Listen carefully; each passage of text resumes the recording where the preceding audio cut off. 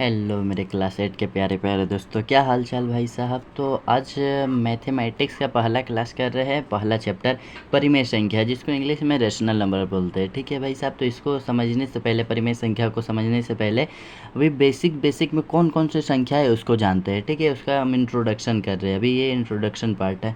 तो सबसे फर्स्ट जो इंट्रोडक्शन में है वो प्राकृत संख्या होता है, नेचुरल नंबर होता है। क्या भाई, मतलब गिनती की संख्या, जितना हम गिन सकते हैं, और कोई भी संख्या को हम एक से गिनते हैं, और 1 2 3 4 5 ऐसे करके बहुत सारा संख्या है। तो ये सब कौन सा संख्या हो गया? प्राकृत संख्या। तो भाई ये गिनती की संख्या को प्राकृत संख्या कहते हैं। Counting number is called as natural number. ठीक है, जैसे एग्जांपल मैंने बोला 1 2 3 4 5 ये सब है। नेक्स्ट जो होता है पूर्ण संख्या, इसको होल नंबर बोलते हैं। ये होता है क्या है भाई? तो हम लेते हैं जैसे कि गिनती की संख्या 1 से स्टार्ट होता है, अगर इसमें 0 भी आ जाएगा तो इसका पूरा परिवार भर जाएगा, पूर्ण हो जाएगा, तो उसी को हम बोलते हैं होल नंबर। तो गिनती की संख्या में जब 0 लगा देते हैं तो इसे पूर्ण संख्या कहते हैं। पूर्ण संख्या में क्या होता है भाई? सीधा सीधी 0 भी आ जाता है, 0 तो आता है और प्लस जितना भी प्राकृत संख्या सब आ जाएगा।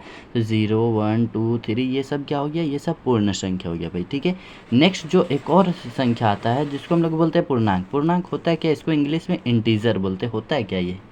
इंटीजर हम बोलते हैं इसमें जितना भी नेगेटिव नंबर होता है और जितना भी पॉजिटिव नंबर होता है और प्लस 0। ठीक है, मतलब जितना ऋणात्मक संख्या, प्राकृत संख्या और 0 ये सब जब मिल जाता है तो इसको हम पूर्णांक बोलते हैं।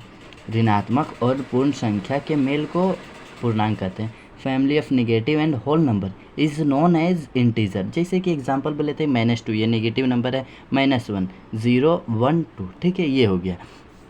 बस ये सब बेसिक नंबर इतना ही है। अब नेक्स्ट जो चैप्टर हम लोग पढ़ रहे थे, हमारा चैप्टर क्या था? प्राकृत परिमेय संख्या। परिमेय संख्या के बारे में आप समझते हैं।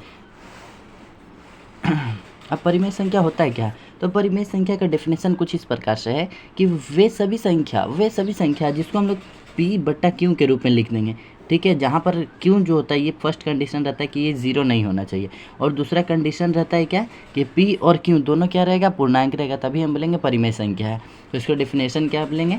वैसी संख्या जिसे P/Q के रूप में लिख सकते हैं। यहाँ P और Q कुछ नहीं, दोनों ही क्या है? पूर्णांक। जो कि अभी हम पढ़े पूर्णांक क्या होता है? Negative and positive number.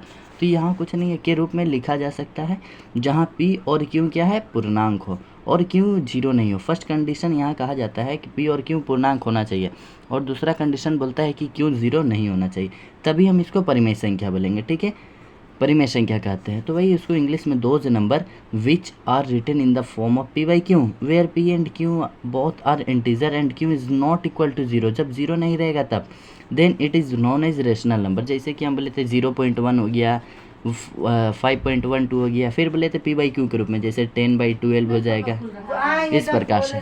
बस आज के लिए इतना ही। Thank you.